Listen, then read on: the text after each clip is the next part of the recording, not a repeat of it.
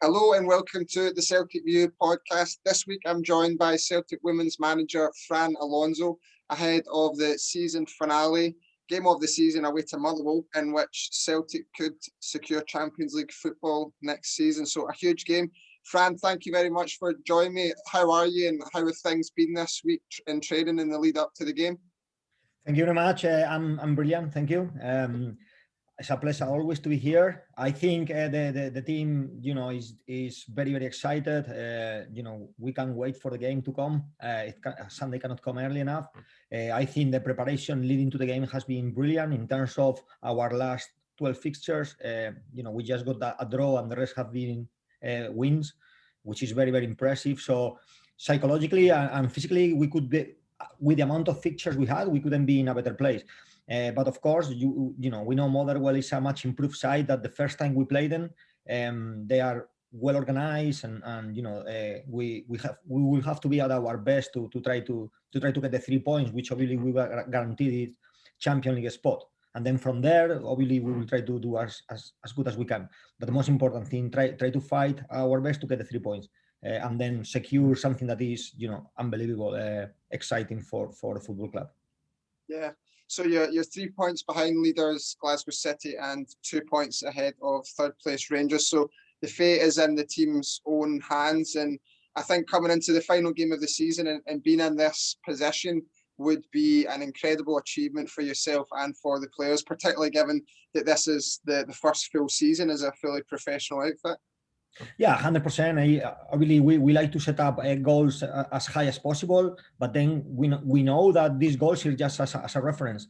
In terms of, our performances have been game by game, and at the moment we are in almost in a perfect place. It's not the perfect place. The perfect place is where it would depend for us to win the league. But of course, I think for our very first year as professionals, and considering that we got 10 teenagers in the team, because we believe this is a long-term project, as well as try to get success as soon as possible. I think we have to be very proud. We have to be very proud, and yeah. Also, the UEFA has put a lot of financial reward this year. So the Champions League has changed the format. So it's the most exciting Women Champions League ever. And if we manage to get there, it will be very special. The best Champions League ever with Celtic there for first time. Unbelievable. So yeah, we will try to win the game, because for us means the world. And then if we can get something else, even more delighted. But Champions League spot is what we can control, and hopefully we are talking about qualifying after Sunday. You've mentioned throughout this season the underdog label that's been put on this Celtic side on paper in relation to Glasgow City and Rangers, who've had a huge amount of investment put into them. I was wondering if you had to reassess your messaging to the players, given that they have clearly outperformed this underdog label, and coming into the last game of the season, looking back at the performances and the results, they are by no means underdogs anymore. I mean, we have been underdogs because of what you say. Obviously we cannot ignore the investment that the other two clubs has done is huge compared to ours. So based on that and based on the history of last 13 leagues has been won by Glasgow City, that itself gives them the title of favourites, no matter what, no matter the investment. So yeah, definitely we were on paper the third favourites, but if you work hard, if you believe, if you control what you can control and go game by game, you always can have a fight, and this is what we've done. The noise from outside was, always play us down, and that we didn't care. If so, it motivates us to be even better. But I think as a team, we've been fantastic this year. We compete every single game to the best of our ability, and we've been showing some versatility that other clubs, other teams hasn't been able to show. We've been able to defend very clinically our box, to attack clinically when not many chances were created, and on the games that we managed to dominate, we went for as many goals as possible. And I think I'm very proud of the way the girls have competed. Still on paper is on paper, and that's what favorites and budgets, that what they are for. But yeah, competing wise, I think we compete best than any other team in the league, and that's why it's in our hand to qualify for a Champions League, which would be a unbelievable achievement. I would be delighted if we managed to do this, to do so. To be in that position is been realised because of the recent results as well. You touched on that just there. I think it's 11 wins and 1 draw in the last 12 games. Would you say there was a turning point at some part in this season that really sparked this incredible run that the team are on just now? Yeah, I mean, it's true. It's the last 12 games, and also we only concede 3 goals in 12 games, and that means playing twice Rangers, playing twice Hibs, playing once Glasgow City. I mean, how difficult it is to concede only 3 goals? It's been very, very impressive. For us, we felt personally, we felt unlucky with the stop. The first stop came after we just beat Glasgow City, so it actually killed us psychologically, because we managed to do something very difficult and then it didn't count. And then obviously, because they were competing in the Champions League, they got a huge advantage in third on preparations. The second time, they lost 5-0. City lost 5-0 to Rangers. We beat Motherwell 5-0. And the following game, we have to play them. And again, the lockdown came when they were at the lowest point psychologically and we were at our highest. And then again, big break. They managed to recruit very well, to get so much stronger. And then when we came back, that game is the worst game we play. We have a very bad game. Our standards weren't good enough, and we didn't manage to compete at our level. And that was probably the turning point. We knew that wasn't good enough. We knew if you represent Celtic, you cannot play. You can lose, but you cannot play like that. That wasn't the fight that we always show. And from then, everyone was on the same page. And unconditionally, regardless of the result, we always have seen this fight, this belief, this togetherness, and that's why we are where we are. I think as a team, we have, as I say, we have competed brilliantly. I am very proud of how the girls have competed. Yeah, Caitlin Hayes spoke to the press ahead of this weekend's game, and she mentioned something that you touched on there as well, was the togetherness of the players. She said there is a really strong bond between them all. I was wondering, how big a factor do you think that has been in terms of the performances on the pitch? And is that something that you've had to consciously work on as well, or has it just been a natural bond between all the players? So every time we are signing a player, before the player is signed, I always have 1 or 2 meetings to the player. One is more about football, and the other is just what drive that player, what type of personality, because it's very important that the player we bring not only bring quality, but is somebody who is gonna embrace the values of the football team, which are the values of the football club. That for me is very, very important, and it's the most important, I would say, the most important part of my job. To make sure we all drive with fight, with passion toward the same direction. So yeah, for me, the most important aspect of a team is the chemistry between players, because a psychological aspect, in my opinion, is 80% of football. I only give 20% to tactical, technical, and physical. For me, the psychological part. So to be able to, in tough times, or when you are not playing for a few games, because you are on the bench, out of the squad, and then when you come on and make the difference you are making, that's because you care about the team more than you care about yourself. This is a very difficult thing to implement, and I'm delighted that the girls show it that way, and that's why we will be able to be successful, because the team goes first. We got this we over me culture, and we love it, and that's why you see this togetherness. And especially when we celebrate, you can see the way they celebrate, what means every single win against any opponent, what means to us. It means the world to us, because our games start on Monday and finish on Sunday, but it's a week of hard work preparing that game, regardless of the opponent. So when we achieve these 3 points, it means so much to us. So, and I think that's the strength of the team. We are like a family. And on top of that, obviously, we got a lot of talent. We got experience, but we got a lot of talent, and a lot of young talent. For me, in my opinion, the best young talent in the country is playing for Celtic. Yeah, that ability to sort of psychologically profile the players that you're bringing into your team, I can't imagine it's an easy thing, and it's something that must have come with experience as well. And looking forward, if Celtic are indeed to get Champions League football, there'll be some big names attracted to Celtic and wanting to play in that. So you'll have some changes, I imagine, that you'll make over the summer, and that job of keeping the core of the team and keeping that identity that you've created will be quite difficult, but I'm sure a welcome challenge. Yeah, well, with the first comment you did is exactly like that. I was very, very lucky, very fortunate in my career. When Pochettino signed for Southampton, he didn't speak very good English, so all these individual meetings with players normally were translated by me. So I got access to these one-on-one dialogues between top players and Mauricio. So imagine what I could learn there. So obviously I'm not as I'm I only learned 20%, but learning 20% from Mauricio, that put you in a very good place. But yeah, I was very fortunate to learn from. And then obviously the man management of Ronald Koeman after that again is a lot of honesty, directness, things that I didn't see before, and it really shocked you. And but when you see later the results and the impact that have in the individual player and the tools you give the player to actually grow. I think this is something that I try to implement, sometimes successfully, sometimes unsuccessfully. Of course, this is football, but yeah, that's very, very important. That's the most important aspect of in my opinion, of football, is to make sure you get the best from the person, then you get the best from the player, and then therefore you will get the best from the team. But the person always goes first, in my opinion.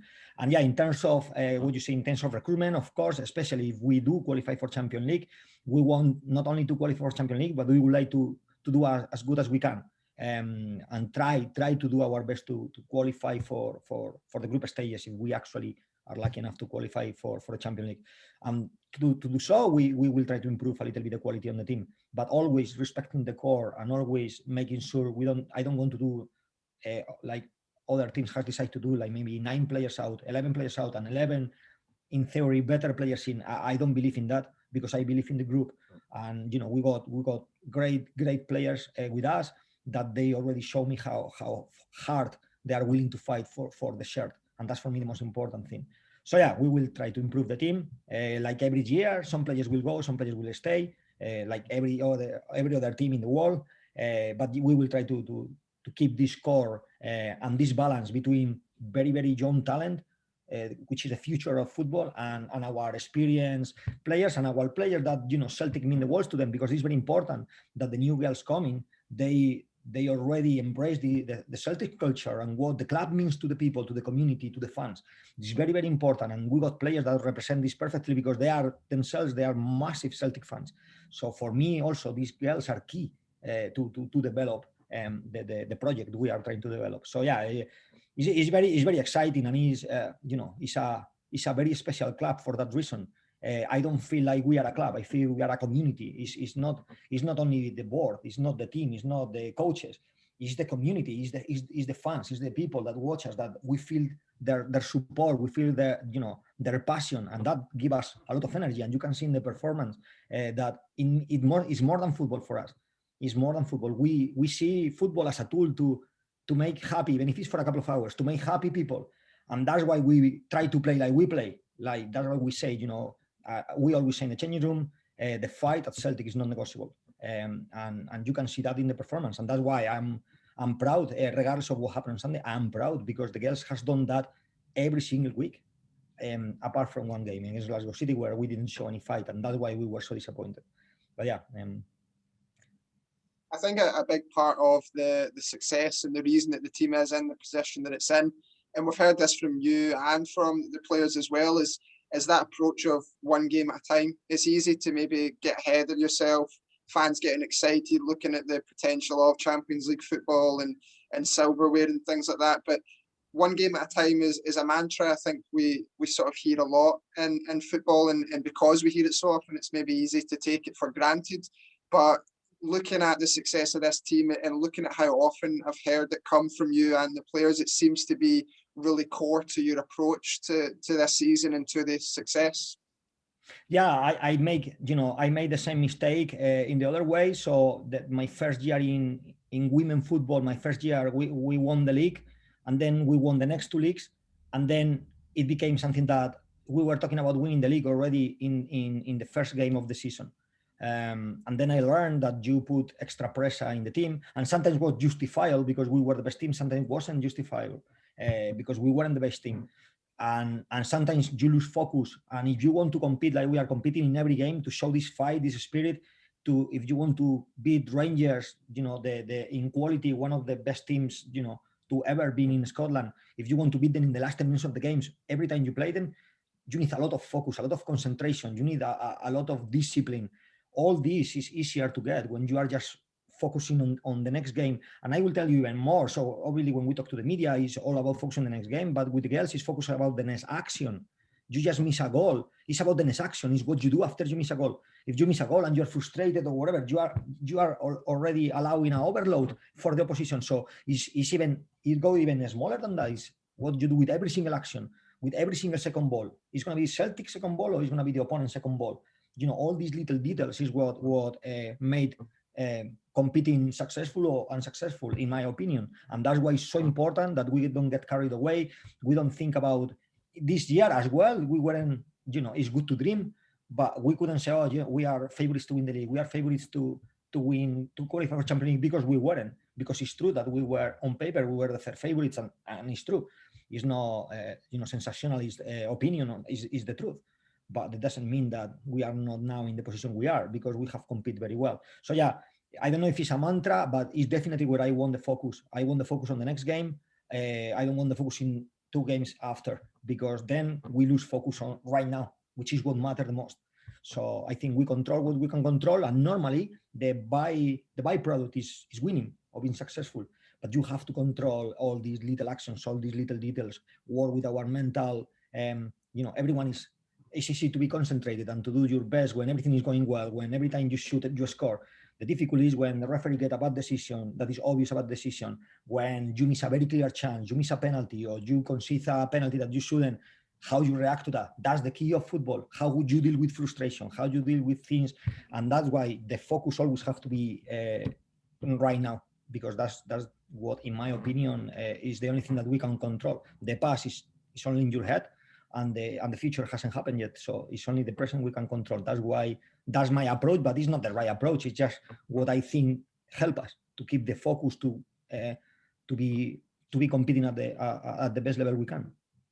With that in mind, coming into this game against Motherwell, it's a huge game. There's so much to play for here. What do you expect from Motherwell in terms of what they can gain from the game, and how are you preparing your players for this game? Are there any changes in what you would usually be doing for a game at the weekend? For me, it's very important, especially because we've been in an amazing run. It's very important to carry on doing what we are doing. If we treat this game any different, then the girls might approach the game differently. And why we will do that if we've been approaching every game in this professional manner, with this focus from the beginning? So we are not going to do. But of course, for Motherwell, I believe they are going to be, the whole country is with an eye on their game. They are going to get more exposure than they will normally get, because they are going to be a key part in what happened in the league, whatever it might be, for the second position, for the first position. So they are going to have a lot of attention. So of course they are going to want to do as best as they can. They are going to be in TV, and the whole country is watching them. So they are going to be at their best. I'm sure of that. And on top of that, it's a team that has improved a lot. From the first time we played them, they are tactically much more aware. You can see they play longer because they are more gel together. Especially they are very compact defending, but when they go forward, you can see now they are forming links. They got a center forward that hold the ball very, very well and allow the team to get out, and take the pressure from them. So they are a good team. So for sure we are not underestimating them. For sure, it's not like we don't think. We know it's not going to be an easy game. For sure, that's not going to happen. And we have to be at our best to get the 3 points, because, as you say, it's a massive game because it's so much on stake. Champions League, especially this year, Champions League is more important than ever before, for 2 reasons. First, because we are just after COVID, with the negative impact that this has in every single club in the world, financially, and because it's, the UEFA has done an effort of improving the financial rewards, and the format of the Champions League is amazing. How the new Women Champions League is going to be this year. So we really, really want to be there. It's a dream. It's really a dream. It's not something that we want. No, it's something that we dream of, and we are just 1 game away to maybe achieve this. So it would be, I could be over the moon if we manage to do it. And it's closer than ever, but it's not done yet.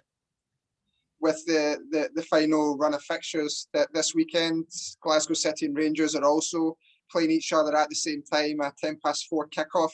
Will you try and prevent any of your staff or players from keeping an eye on that score? Is it important to just ignore that until maybe close to full time? Perhaps maybe at halftime, some of your players might be asking what the other scores is. Is it important just to try and keep their focus on the next 45 minutes and the remaining minutes in the game rather than knowing what's going on in the other game?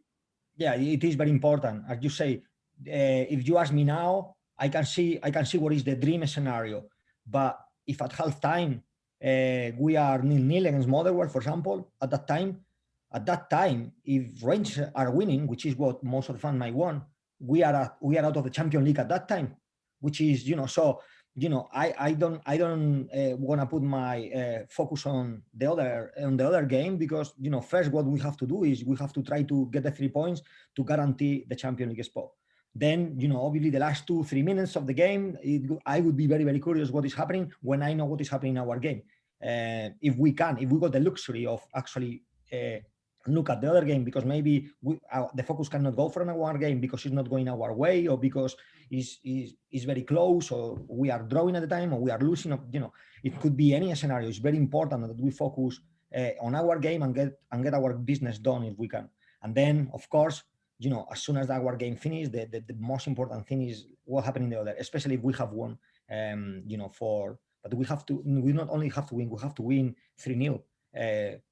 For the other game to affect us in terms of the league title. But of course, if we manage in a scenario where we manage to do that, then I would be desperate to know what happened in the other game. And if it go our way, then obviously we will be celebrating like crazy, because it's not a miracle, but it's close to a miracle. Yeah. Well, Fran, best of luck on Sunday. We'll all be watching with bated breath and really excited to see more from this Celtic side and the wonderful performances that they've been putting on. So thank you for joining us this week, and best of luck for Sunday. Yeah, thank you very much. It means to us. It means a lot.